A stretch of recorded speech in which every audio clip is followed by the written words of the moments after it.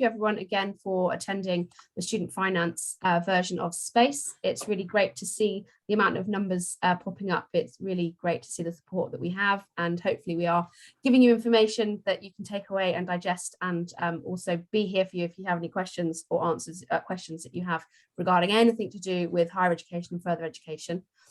So this session is delivered by Pete, and I'm going to pass you over to Pete. I still will be here, but I will turn my camera off as he will take the stage. Thank you very much, Pete.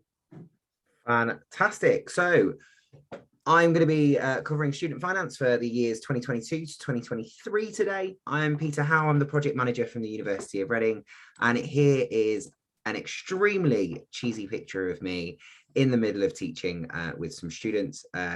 So this is me. This is what I do on a daily basis. So I do know quite a lot about student finance. I've also worked for student finance as well.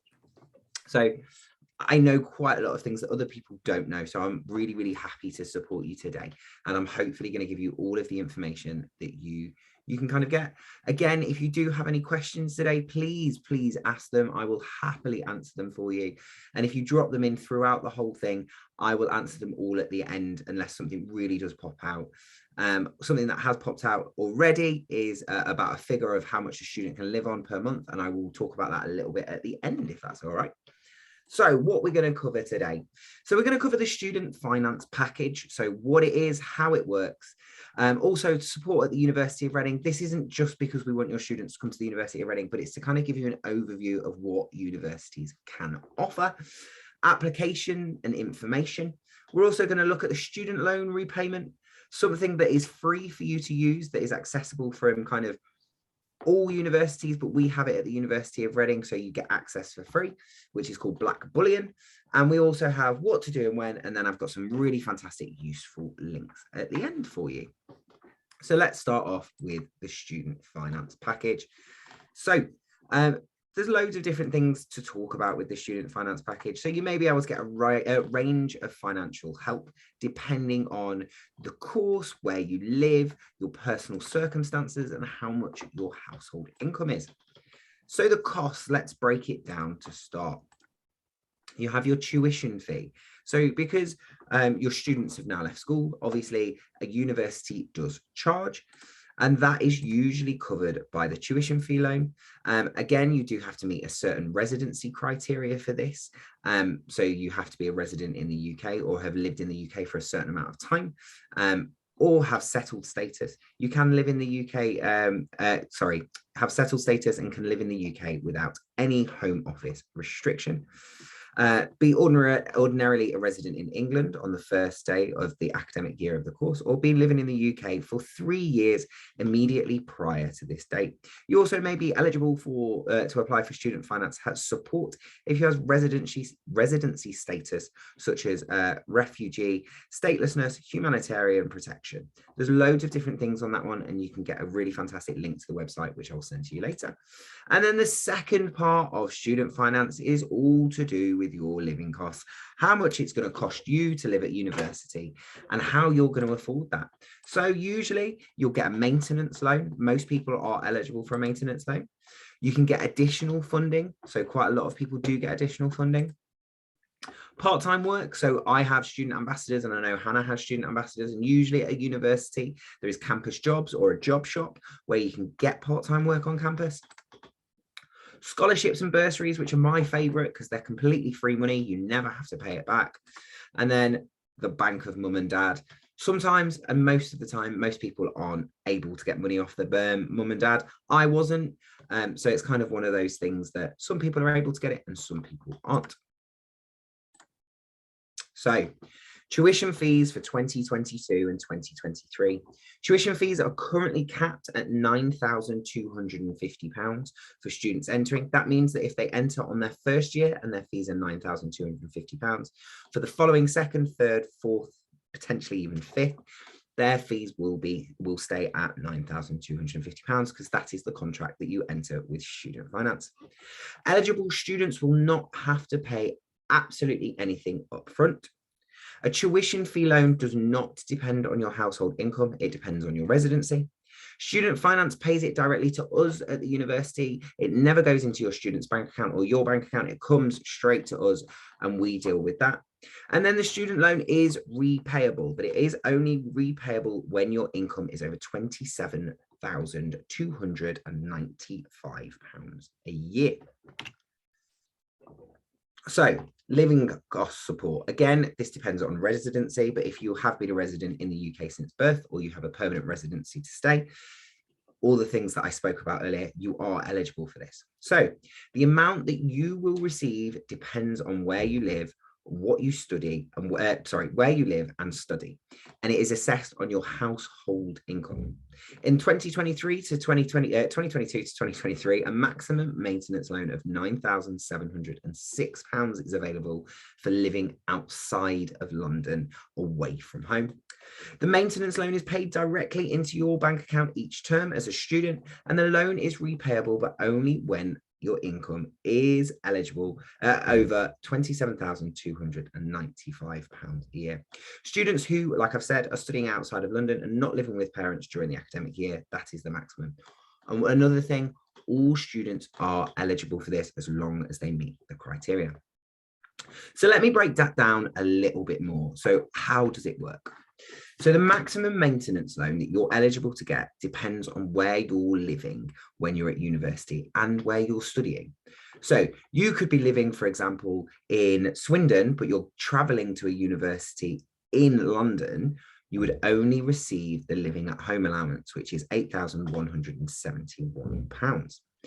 If you're living in Oxford, for example, and going to Oxford Brookes, you're going to be looking at this one, so £9,706. Or if you're living in London, again, it goes up higher again to £12,667. If you do have a year abroad, so for example, I know the languages courses at the University of Reading has a year abroad attached to it, you're still eligible to get finance, and that's £11,116. You wouldn't believe that I've done this hundreds of times. I'm really sorry that I'm stepping over my words. You can estimate this, so you can go online and you can have a look and see how much your student would be eligible for by going on to Student Finance Calculator. I've put a link there for you, but the easiest way to really do it is type in on Google SFE calculator and it will load it up for you. Household income, so equals the income of any parent, step-parent, parent, partner, wife, husband, or civil partner that you live with, so within that kind of area. Students can be assessed as independent if they're over 25 or on or before the start of the academic year, if they are married, divorced, or in a civil partnership, if they have care of a child, if they have no living parents, if they are estranged from their parents, if they are in care and are leaving a local care authority, have no means of contacting their parents or it's not safe to do so, or finally, they've supported themselves financially for 3 years. So I've got some examples of a maintenance support loan just because it makes it a little bit easier. So this person is not living with their parents and they're studying outside of London. The household income is £30,000 a year, which means that this student is eligible for £9,012 for the academic year, and they'll be able to apply for that every single year. Example number 2. So they're not living with parents and they're also studying outside of London. The household income, though, is £65,000 a year, which means that this student would be eligible for funding, but they'd only be eligible for £4,524. And then finally, this student here is not living with parents and they're studying outside of London. They have a household income of 0 because they're an independent student, which means that they are eligible for the maximum amount, which is £9,706. So when it comes to the payment process, as I've already said, tuition fees are paid directly to us at the university. Again, they are paid in 3 installments, so we receive them throughout the year. And then your maintenance loan, any grants, bursaries and scholarships are paid directly to the student. So they need to know how to manage their money. Student finance is paid in 3 installments. So the first installment is triggered by enrollment. If you don't know what enrollment is when you first go to university, you take all of your documentation and they usually tick it all off. 3 to 5 working days later, they will usually receive their first installment of student finance. So we'd always suggest making sure that your student has potentially 100 or a couple of £100 just to get them over till they get paid that amount of money, whether they do that themselves by working or whether they ask it to borrow it off you and then pay it back. Second and third installments are usually paid automatically at the beginning of each term. The payment process for bursaries, scholarships and grants all depend on how each university's work. So I know usually with us, you have to get through the first term and then after Christmas, you'll receive your first bursary payment. Each university, again, is very, very different. So a previous university that I worked at, you wouldn't get any of your grants or bursaries for the first term, but the second and third term, you get half and half. Talking about grants and bursaries, there's extra support available. So if you have a child or an adult who is dependent on you, there is additional funding available. So there's a parent's learning allowance, which is up to £1,863 per year. You've got a childcare grant, which is 85% of childcare costs. So a maximum of £183.75 per child per week, or £315.03 per week for 2+. And then you've got an adults dependent grant. We know that lots of students coming to university have care responsibilities, sometimes for an older parent or a parent that has a disability, and they want to make sure that it's accessible for students. So that is that funding available. You also have disability, long-term health condition, mental health condition, or specific learning difficulty. You're eligible for additional finance. Looking at me, you wouldn't believe that I received that at university, but actually I'm dyslexic, dyspraxic, and have ADHD. So I was able to get some additional funding there, and it supported me with getting a laptop and also getting certain books during my study. So they usually won't spend money on buying you core books, so books that your academics say that you need, but they'll support you in getting other things and also printing and such. If you study overseas, like we've already talked about, you're able to get additional funding, or if you take part in a clinical placement or something like that, there's always additional funding available. And then again, if you are leaving a local care authority, you're able to get additional funding. We really want people from a really diverse background of people into university, and sometimes that additional support really does help people. So scholarships and bursaries, some of you will know what they are, some of you will have absolutely no idea, and that is perfectly fine. I didn't know before I went to university, so what I'm going to do is I'm going to break it down for you. So scholarships and bursaries technically are free money. You never have to pay them back as long as you finish your degree usually. So they're granted on a variety of criteria, and they are awarded by different bodies. So they could be on academic achievement, subject specific, household income, or certain professions. Okay. And universities offer different awards and schemes. So we can offer things like money off accommodation, reduction in tuition fees, cash, a combination of these rewards. Some universities offer laptops or iPads. So there's loads and loads of things out there that you could get for free. There's a big thing on this one, that on your student finance application, there is a button that you can click, which is called consent to share. Consent to share is the biggest button, and it's my biggest bugbear with students when they don't tick it. It's key that you tick it, because as a university, it means that we can see your financial status. We don't do anything with it. We don't share it with anyone. It just means that we can see what the financial status is. And we can say, okay, so this family only earns £28,000 a year, absolutely fine. That student needs additional funding. What we're going to do is we're going to give them an extra £1,000 just to help them every single year for free. Again, we don't really do anything with that information. It just means that your student could potentially get additional money completely for free without having to do anything. So, not that I'm expecting you to come to the University of Reading, but it's a really good idea to get an example of what these bursaries are. So again, this is the Reading bursary. So students who meet the criteria for this will be awarded a bursary of £1,100, which can be taken as cash or a fee waiver, tuition fee reduction. Students eligible for this with a household income of £27,000 or less. We find that out from the student finance page when you tick that consent to share. And that is literally all we do. We'll look, see what the household income is and go, okay, that student needs £1,100 per year. And that is what we'll do with that information. Available students who are eligible on student finance in the UK. Eligible students will also receive the amounts in year 2, 3 and 4 if applicable. No application is required. You just have to click that consent to share. And I know what you're all thinking. Oh God, he's going on and on and on about this, but it is so important. You've also got other UOR bursaries. So care experience bursaries is £1,000 in year 1, 2 and 3. We do work study placement bursaries. And then we also have awards for donation, awards from donations. So you could get an award for having the same name as somebody else. Or you could say, I really want some book tokens because I'm doing this certain course. And you'd be eligible for that. So why not have a look and see what is eligible? Every university website will publish these. So have a look and see what you are eligible for. You've also got scholarships, which you can see some examples of ours there. There are scholarships for all sorts of different things. Again, it's free money. Go and have a look at it. You've then got part-time work. I worked as a student. I know Hannah worked as a student. It's one of the best things to do. It really does get you experience.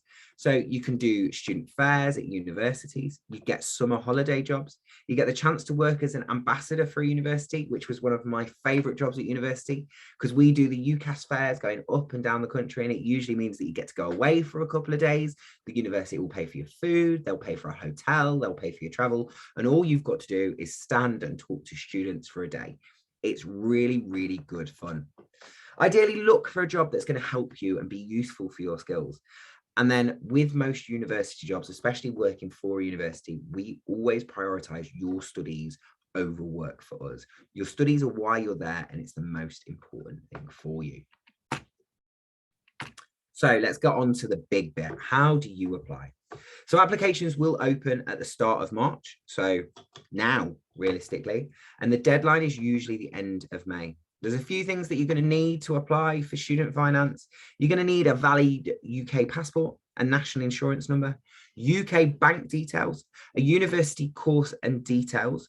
Just use your preferred choice. You don't have to wait for a confirmed place. If you wait and wait, the universities, so the student finance application can take 9 to 12 weeks. It does say less later, but it is 9 to 12 weeks for them to process it all. So if you wait until September, you could be waiting until November before you get your student finance. So apply with your first choice, because as a university, for us, it's really easy to change it from one university to another, whereas you doing the application takes a lot longer. Again, it's really easy to apply online, takes around 30 minutes. If there are any students on the call, sit with your parents and do it. It is really easy. I had to sit with my mum because she had absolutely no idea. So I sat with her and just talked her through it, and she understood it, and it was great. Bit of information for you parents. Once your child has applied for student finance, you're going to be emailed a link, usually within 24 hours, to create an online account. You're going to have to provide information of your income for the previous tax year, so 2020 to 2021. If your income for the tax year will be at least 15% less, you can do a current state of situation tax form. It's a little bit harder, but they will tell you what to do. So they'll do your current assessment on the year that you've earned. I know some people, obviously pandemic, so some people did earn less in 2021 to 2022. So you can do a current assessment. You as parents are going to need your national insurance number, details of your household income. You're also going to need details of your personal taxable income. That does include personal and private pensions, which we didn't realize when my mum went for it. So we had to do it again with that additional money. And the HMRC will check the information and may ask for evidence of things like your income, if it doesn't match HMRC's records, your marital status, especially if you're separated or divorced. Big one. Apply early. If the one thing that you get from this, well, if the two things that you get from this, tick consent to share and apply early, the only things that I get through to you today, my job's done. So every year, thousands of students apply late. And I can officially say that back when I went to university, I applied late. Like I said, it takes time. They say it takes 6 weeks. It usually takes 9 to 12 to process your application. to make sure it's in. So please make sure you apply before the end of May, because you don't want to be me in November speaking to the accommodation office being like, I know my student loan's coming and I know I owe you £3,000, but please can you wait? So make sure that you do talk to them. You can apply online at gov.uk/student finance. Like I've said before, you don't need a confirmed place at university. You just apply with your first choice. You can change the details later. It's really easy to do. Make sure that you have evidence and information that you need to support your application, and it's supplied right the first time from both you, your partner, and your parents as well. Read, understand, and agree to the terms and conditions. That's a really, really big one. Make sure that you do read them so that you understand what you're signing. When it comes to the big one, the student loan repayments. Also, Hannah, you've got the smiliest picture on it, and I keep looking at it. So when it comes to student loan repayments, everyone has to pay back their student loan, and it's just the way that it works. So usually I get people to cheer, but in July you graduate, which is one of the best experiences. So July to September, you'll graduate. One of the best experiences in the world. You get to throw your mortarboard up in the air. It is fantastic. And then obviously you go out, you get a job, and the April after graduating, you also leaving university, you can then start paying back your student loan.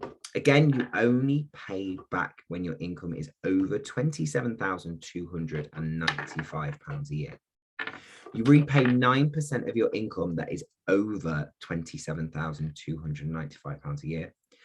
Like everything else that the government lends us, deductions are made through HMRC, so you never have to pay them unless you leave the country, and then there is a taxable amount for every individual country in the world, and you will have to contact them and pay that. If your income falls below £27,295, your repayments will stop. And any outstanding balance, so if you go to university in the years 2022 to 2023, any outstanding loan or balance will be written off after 30 years, and I'm sure all of you have heard in the news. For 2023 to 2024, any outstanding loan balance will be written off after 40 years. So they have increased it. So how much will you repay? I'm going to make it really, really easy for you. If you earn £28,295, you will pay 9% on £1,000, which is £90 a year, which is £7.50 a month. One thing that I am going to say is this seems to keep going up as we've gone. So when I left university, it was £21,000 a year. It's now 27, which is quite good. You can see as these go through, they do go up the more that you earn. So if you earn 28 grand, 9% is deducted from £705. So a monthly repayment of £5 a year. So let's talk about interest rates, which we've just had a question about. Spot on with that one, pulled me right into it. So your circumstances, whilst you're studying at university until the April after leaving the course, you will be charged retail price index plus 3%. Retail price index does fluctuate. You are able to find that out online. If you're earning less than £27,295 once you graduate, you are charged the retail price index. If you're earning between £27,296 and £49,130, you are charged RPI plus 3% depending on income. And if you're earning more than £49,130, it's RPI plus 3% until you've paid it off. If you lose touch with SLC or do not send them the information they require, the full rate of interest will be applied irrespective to income. So just make sure that obviously they know what's going on. The easy way to do that is you can register on their website, or you'll notice if it stops coming out of your bank account, and you can just contact them. So if it stops coming out of your pay, not your bank account, sorry. Black Bullion, one of my favorite things. So the University of Reading has this for free, and I'm going to say that you guys can have it for free as well. It's really, really useful. It's really, really fun. So UOR have partnered, so the University of Reading, we've partnered with Black Bullion, which is moneyreadyforuni.com. You can log on there for free. You can have a look. It's got loads of information on there. It's also got some really, really great kind of quizzes, short videos, and tools to help students financially prepare for university life. It covers everything from student funding and the cost of living on campus to estimating your loan and future repayments to plan for your future. So what to do and When? I'd suggest that you have a little bit of a look at Black Bullion. You apply for your Student Finance Authority as soon as possible. Sign up for their mailing list and get notified when applications open. For you guys, I can tell you that applications are open now, so you can get on and have a look. You can prepare your information and documentation required for student finance application in advance, so that you're ready to submit that, ready for kind of the deadline. And you can check with your department that you're going to be studying with, get in contact with them, have a chat and see if they offer any additional bursaries and scholarships. Also have a look on the university website as well. You can take a look at our website, which is the University of Reading Life and Money Matters, for managing your money costs and budgets. And then your loan from student finance may not be available on day one, so make sure that you've got a little bit of cash ready for it. So just a wee recap on this. It's important to make the right university and course choice. Tuition fee loans are eligible for all students that meet the criteria. Future repayments are linked to income and not what is owed. Research all finance available, because there's bursaries and scholarships that you may not know about.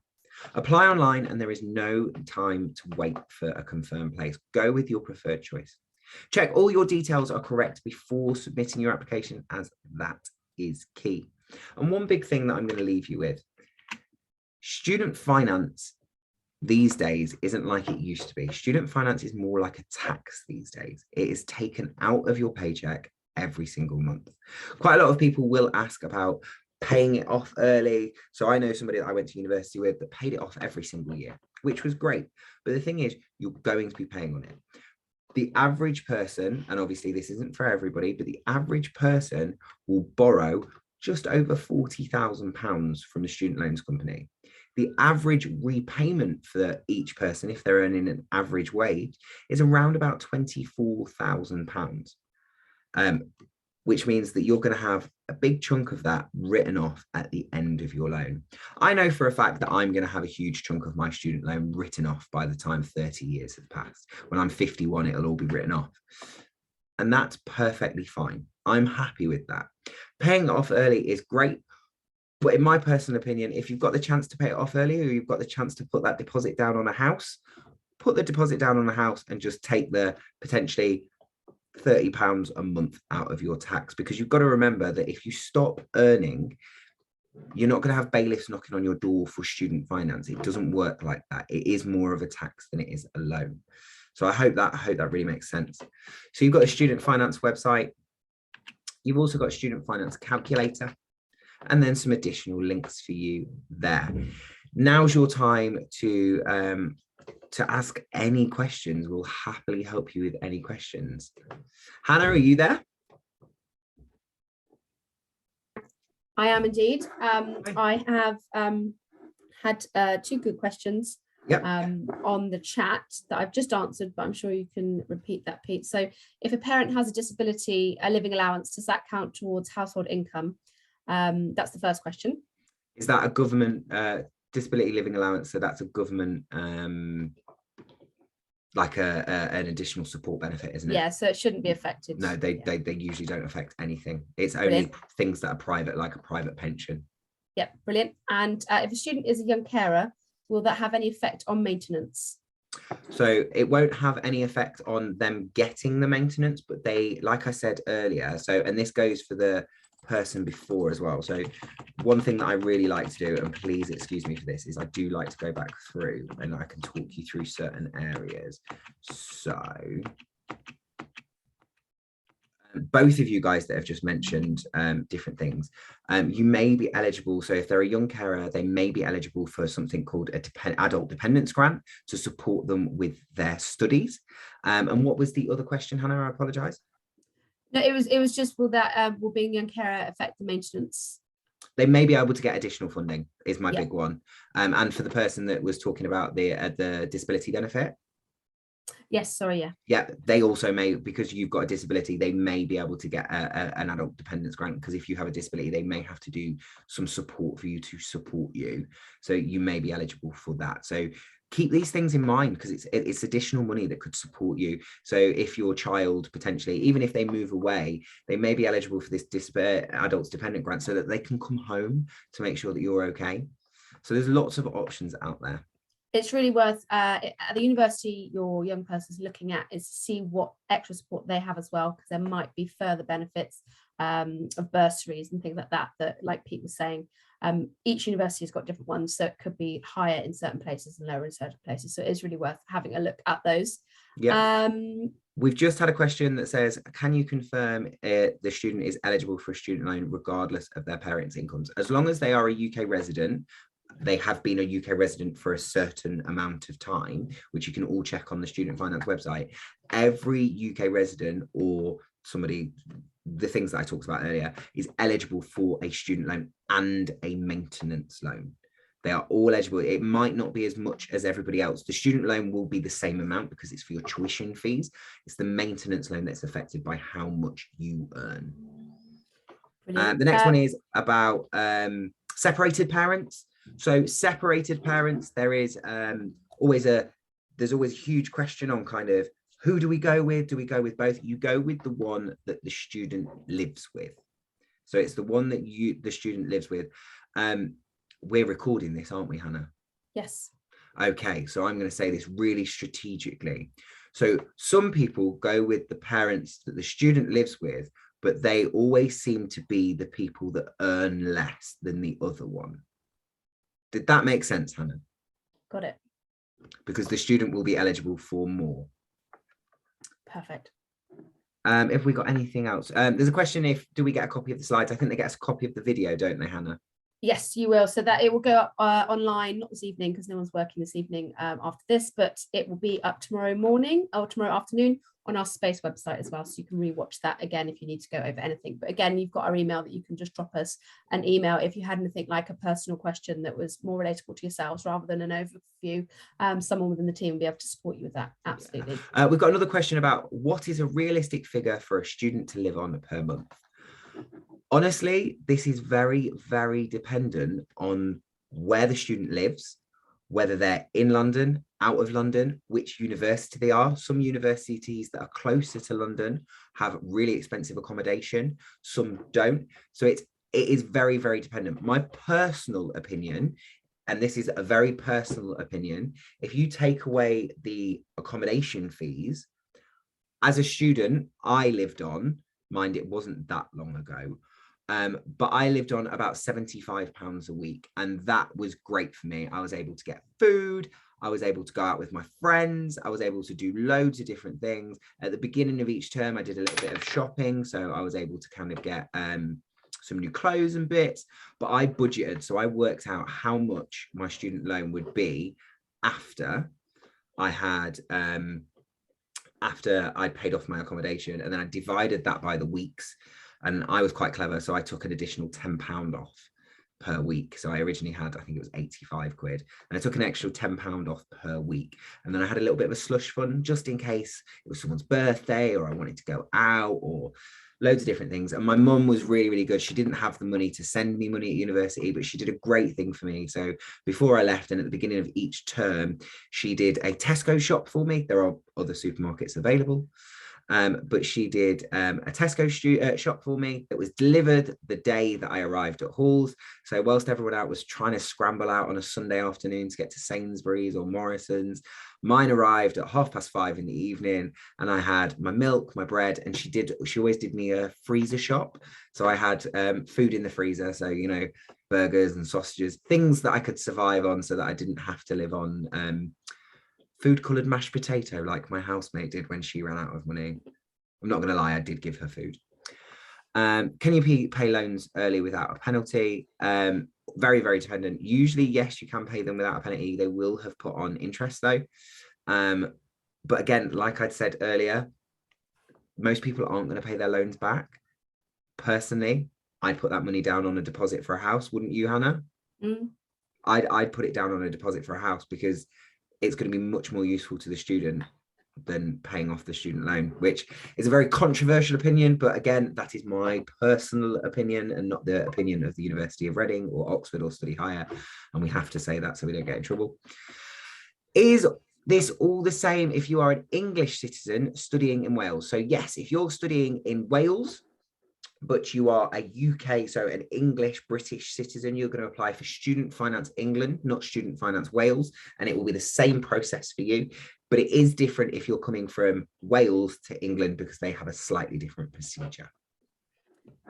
Pete, we've got some in the chat as well. I can't see the chat because I've done that really weird. Oh, there we go. When can you apply for the disabled element of the student loan? So really depends. Really does depend on you. So as you're going through, there is a button on the student finance application where you can tick to say that you do have a disability, and it will inform the university, and it will also inform student finance. If you're dyslexic and you don't have a report, you may have to wait, and you may have to go to the disability service at the university like I did. So I went to the disability service at the university. They reassessed me. No, they didn't. They actually assessed me, and then they reassessed me later. They assessed me, and then they were able to send off the report for me. If you have a disability, contact your university, contact the Disability Support Centre. One of my favourite places in my university was the Disability Support Centre, because usually they have tea, and they are the nicest bunch of people you will ever meet, and they're always happy to have a chat. Next question, does spousal maintenance count as income? Very dependent. So are you living together? Have they taken financial responsibility of the child? Usually they'll say yes if you're living in the same household, but if the person decides that they have no responsibility of the child, then it could be different. That's one that it's a little bit messy. You have to talk directly to student finance on that one, because sometimes they say yes it does, sometimes they say no it doesn't. And leading on from that one, I know we've got some other questions, but this one has just said, when it comes to split parents, what proof do they ask for in regards to which parent the child lives with? Usually they don't. As long as the student's address, when they're on their application, matches which parent's address, then it's usually fine. I know that sounds really weird, I'm sorry, but it's usually, they'll match it. They'll match and say, so if Hannah says that she lives at 4 Rainbow Court as my parent, and I say that I live at 12 Tree Court, they're going to be like, this doesn't match, but the other parent lives at 12 Tree Court. So make sure that your addresses and things match on the application. Sticking with the parents just for a second, everyone. So is parental income assessed each financial year? Yes. Yeah. Brilliant. And then some people have been patiently waiting on here. If annual income is more than 65k, are they eligible for student loan? Yes. So everybody is eligible for a student loan if your income is 65k a year. So like this example here, they're going to get the minimum amount for their maintenance loan, which is £4,524 for living outside of London, away from parents. But there are other ones. You can get all of those off the website. I'd suggest doing the student finance calculator. It is really, really useful. Perfect. And just to reiterate the question that we had here about spousal maintenance, just to reiterate, it says, I mean, receiving money from an ex you don't live with. As an income, this is a tough one. I haven't done this one in a while. It can contribute. So I'm going to ask you a question, and I really hope you don't mind. Do you mean spousal income for the child, so like child support, or do you mean that they give you income for you to continue living your life, so it's money for you? If that makes sense? We'll wait for that answer to come through. Yes, child support. Well, when they turn 18, the child support stops. So no, it doesn't contribute towards your income at all. Great. Slash, if you have a younger child, it's for the child. It's not for you. It's not your living. So I wouldn't worry about that one. And a last question so far is, if it's a long one, if you live in England currently and want to study in England and have a divorced parents living in Wales that earns less, could the young person apply in the Welsh address to the English university despite not living in Wales? It's a little bit of a tricky one, only because Student Finance England and Student Finance Wales are a little bit different. So kind of living with a parent that another parent lives 3 or 4 miles down the road is a lot easier, because they'll, the big issue with this one is they're going to figure it out because of the school that you have attended. So they are going to figure it out, and Student Finance Wales will decline your application. So with that one, you may have to apply with the parent who earns more, unless you have lived with the other parent. It's only because basically, so if me and Hannah live 3 miles apart down the road, it's really easy to say that you still went to the same school, that you lived with me who earns £17,000 a year, than Hannah who earns £75,000 a year, because we live really close and you're gonna have gone to the same school dependent. If you live in Wales, it's a very different structure for student finance, and sometimes they ask for proof of where you've lived for the past 3 years if you're gonna, especially for like Scotland as well, because they offer free tuition fees. So it's very dependent. So with that one, I'd be safe because you don't want to get in trouble, and I'd probably say go for the parent, even though they earn more, go for that parent. But you can always contact Student Finance. You can call Student Finance on 0300 100 0607. Is it really sad that I still know that off by heart? Very good, Pete. You can contact them. I'll repeat that again. So 0300 100 0607. You can contact them directly and say, look, I've lived with my dad in Wales on and off, and I've lived with my mum on and off equally for the past 3 years. Can I apply for Wales funding? And then, yeah. If you live in England, sorry, I've got to answer this question. If you live in England but go to a Scottish uni, do you pay fees? Yes, unfortunately you do, because it's an absolute pain. I tried to do this and they didn't let me, because you have to have lived in Scotland and paid tax in Scotland, basically. That's the really annoying thing to get the Scottish finance, or have lived there for 3 years. If a course is 5 years, is finance available for all 5 years? Yes, it is. So you have finance available for the whole of your study as an undergraduate student, even if you do, for example, a master's inclusive. So if you do MSCI psychology, which is a master's inclusive psychology program, which is your 3-year undergraduate degree, and then you get a master's degree on top. Because it is an inclusive degree, you actually come out with a master's qualification, so an undergraduate and a master's qualification. But Student Finance will pay the whole of your if you go on placement, 5 years. Did I just stop presenting? Yeah. We'll pay your whole of your 5 years, which is really, really good. Do we have any? You feel free to ask any questions. No questions are stupid. Believe me, when I did this with my mother, she asked some right questions. It's so nice to have lots of questions, everybody. So thank you so much. I love answering questions. And good to see Pete knows what he's talking about. This is why I chose this one, Hannah. I really like student finance. Everybody else, so just as a fun fact for everybody on the call, everybody else when it comes to student finance are like, student finance. Me, I'm like, yeah, I'm in for student finance. Love student finance. Worked for them. So like, if you do have any other questions, and then my big tips for you is budget. Make sure that you budget. Black Bullion is a fantastic resource and it's free. We pay as a university, we pay for it, so you don't have to, which is really, really useful.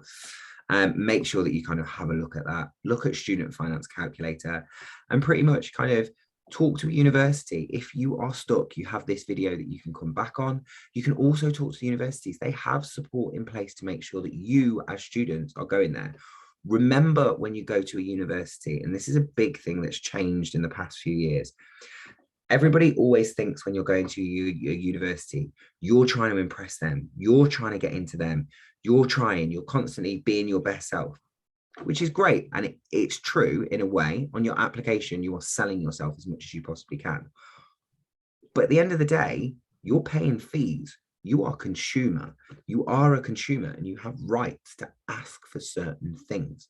So make sure that you're asking those questions. Speak to the support available at the university, because you're paying for it at the end of the day. So make sure that you understand that, yes, you're applying, you're trying to get in there, but you're paying for this. You're paying for this, right? So if you want to speak to the disability service before you arrive, if you want to speak to student financial support before you arrive, if you want to speak to all of these people, you are fully within your right to speak to them. And they don't have to, but they should be helping you. And as a university, and as somebody who's been to a university, if they're not willing to help you, it's a very good reflection of what the university is like.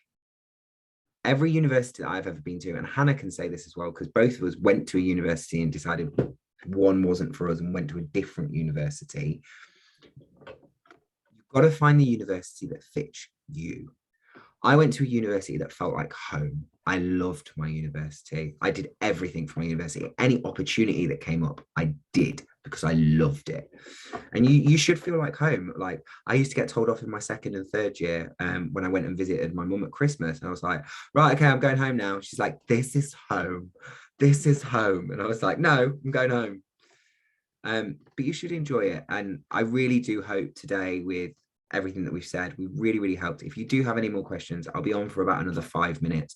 Otherwise, genuinely, thank you very much for coming along. I really, like I said, I help. And thank you for Hannah for organizing this and doing all of this to make sure that you guys get the best information possible. Thank you very much, Pete, for your time today, and thank you all of you for your time as well. Yeah, thanks, Pete, great stuff. And Hannah, brilliant, thank you very much for that comment. Yeah, so we're here, guys, so any questions you have, relatable to yourselves, please do email all the time if you need to. We've got there's a team of us who can help you. Thanks, that was fab. Thank you very much, guys, for your comments. It's really nice to know that these sessions are really helpful. Yeah, it's what we do, and we love helping so that people have the information that they need to make the right decisions for their future and the future of their I went to the gym at 6 o'clock this morning to make sure that I could do this evening. You're crazy. I know, I'm crazy. I just want to go to bed. I'm joking. No, it's good fun. It's really Thanks, everyone. Enjoy your evenings. Have a nice evening, guys. And like I said, feel free to email, literally email questions, speak to the universities. They are there to help you. Some really nice comments coming in. I know, I'm seeing them and I'm like, oh, I'm going red. I'm smiling. Well done, Pete.